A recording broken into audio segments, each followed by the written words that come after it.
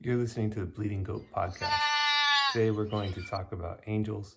We're going from A to whatever the last letter is for the last monster in the 5th edition monster manual. And we're trying to figure out, based on the lore that's provided to us in the book, not out, just kind of using our minds to figure out things, how can we make the most of what the monster manual is providing us? In the section for angels, it starts off and it talks about how angels are made from the shards of the divine. It's literally, they're made out of astral stuff that are one and the same with the benevolent gods of the multiverse. So they are absolutely good, but we'll get to that in a second. And they are absolutely lawful, but of course we'll get to that in a second. They're 100% arrogant. They think that they're always right, and they probably are according to the monster manual. And they're really, of the 3 angel types listed, 2 of the 3 are weapons. They're weapons for the benevolent gods that they basically direct to wreak havoc or do good, as they suggest. The three angels listed are Diva, Planetar, and Solar. They all more or less look the same. They're humanoids. They have additional angelic wings that sprout on their back. They have telepathy. They're kind of boring. The Diva are the lowest of the chain, if you will, and they are CR10. Planetars are CR16s, and Solars are CR21s. And aside from the Planetar really having when you think about what they can do, aside from telepathy, they also have swords that fight with them. They have long bows that can kill people if they have less than 100 hit points. They have legendary actions that lets them teleport or turn people blind just by a gaze. They are basically an anime bad guy fight, and that sounds awesome. But in a CR21, how many characters are you going to have compete against that? And then secondly, if we're talking about, well, when will our players interact with CR21 Solars? Most parties are somewhere between neutral and good, and most parties are not CR21 capable. So when are they gonna do this? So aside from threatening our players with a good time, trying to scare them into the path of righteousness, how are we going to make use of these angels? Well, let's start with Diva, and we'll start with the idea that the angels are really there to do the will of their deity. They are required to be lawful, to do right, to do the lawful thing, to do the good thing. But they're also, as Diva, mostly there to be put as messengers. Of the 3 angels, only Divas are listed as being messenger types. And they have some useful abilities for sending messages. They have the ability to turn into any humanoid looking thing, shapeshift, or a beast. And that gives you a lot of leeway from a story standpoint of just the beggar who is testing the players to see if they are in fact as good as they say. You also have the ability to do more. I think you would, more like in multiple religions, they talk about the gods taking beast or animal form, taking the forms of other humans and testing people. So I think Diva are the easiest to really introduce the players to the idea of angels, and it gives you a lot more missions. But we are talking about deities here who want both credit and want something very specific. So if you're talking about just because they're doing good doesn't mean they're doing good for everyone at the same time. Diva could easily be the bad guy in a neutral, or even a neutral is a good storyline, so long as what immediately constitutes as good and helpful to a town is not the same thing as what the cosmic good would, what Didi thinks is good for the cosmos. So you can create tension in that way. We talked in the beginning about how angels are how most people play their paladins, which is they don't compromise, they see evil, they immediately try to destroy it no matter what the consequences. They always think they're right, God wills it. So angels in a lot of ways are not going to be great narratively once they have a mission that is something as specific as do away with the evil. That is a tension that's going to exist, but it's a great foil for your players, because your players don't want to kill an angel, and they may not want the angel to outright fulfill its mission, because we don't live in a astral world. We live in the we live in the material plane here, and there's good and there's bad, and there are repercussions that really matter. Angels, for instance, don't eat or sleep or drink, so the consequences of not having food aren't so big, but the consequences for a couple of people, maybe that aren't necessarily followers of that one particular deity, but who are nonetheless innocent bystanders, having them suffer for the mission is going to create tension. So there is an opportunity to introduce a messenger and have them as players be told, look,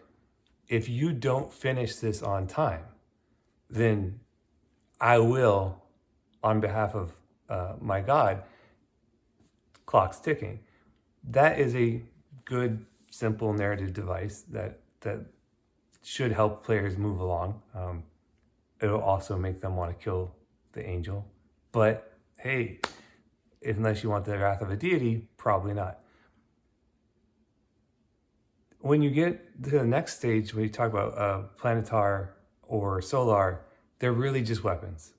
As much as the planetar has the ability to call down a plague, none of them, whether the planetar or the solar, they just don't have really anything other than combat-driven abilities. Really, they're just, and it says that they're weapons. It's written there. So how do we make use of this? One of the sections leading into Diva, Planetar, Solar is the talk about a fallen angel.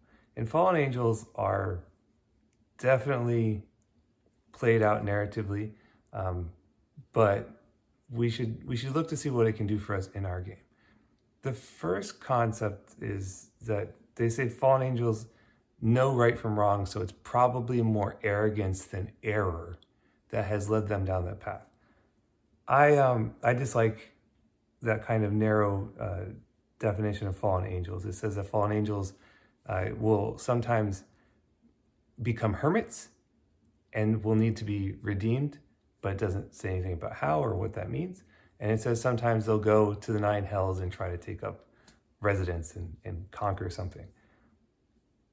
I thought that was fairly extreme, but let's talk about hermitage, because it's more likely to come up in your game than 9 hells in the beginning.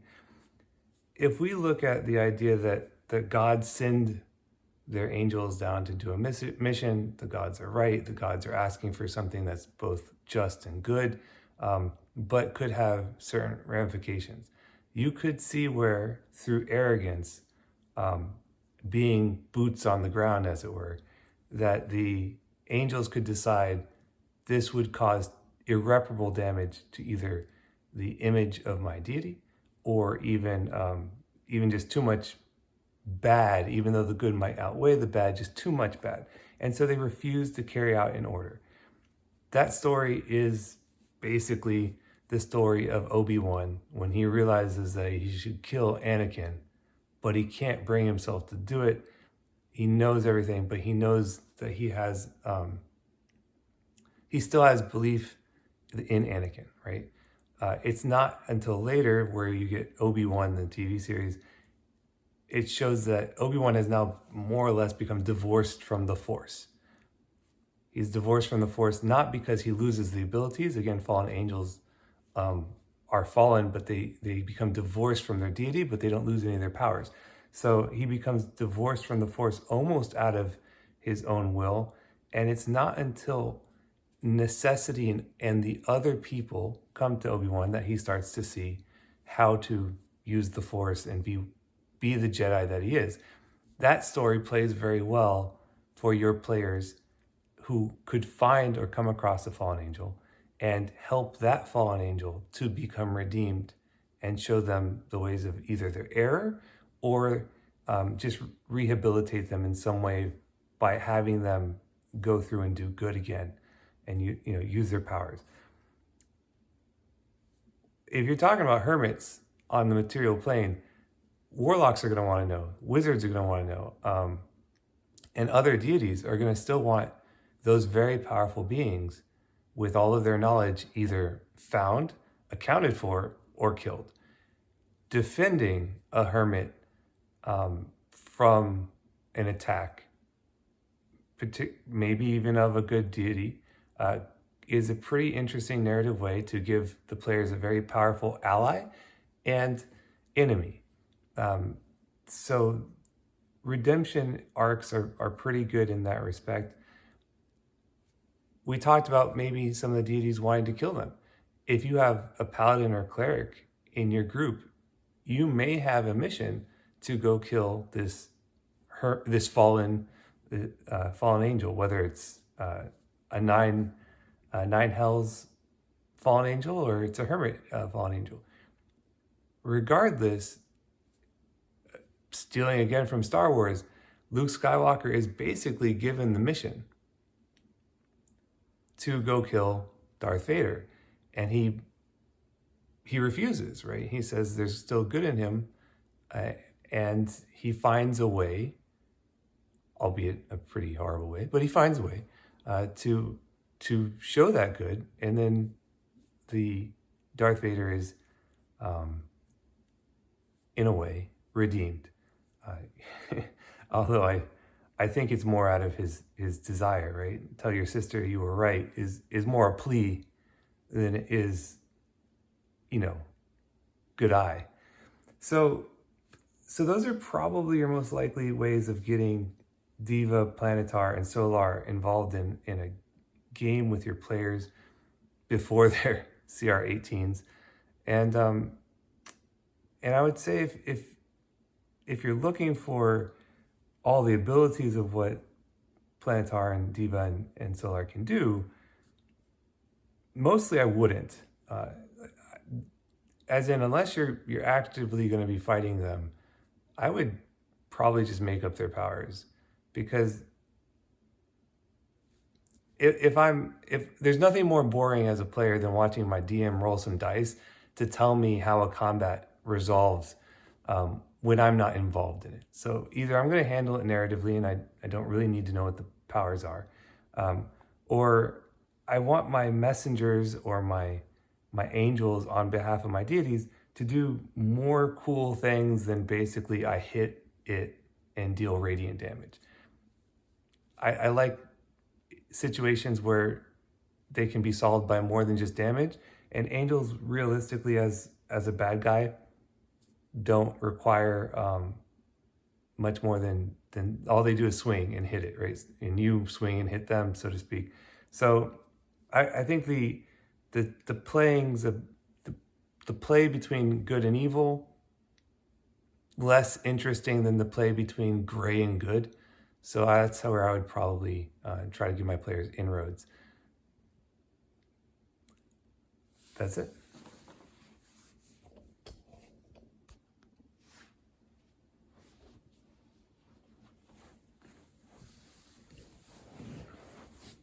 Okay, so not it. I just wanted to add in there that if a deity sends an angel that maybe he knows on the fence about doing the right thing, when that angel refuses to do it and becomes fallen, maybe he just takes the hit for the team. And maybe that doesn't exactly sit well with him, the angel, or maybe that sits really well with the deity who asked for it because the deity knew what would happen. Maybe even the angel at the time knew what would happen, and now she's really waiting for her moment, for her deity to come back to her.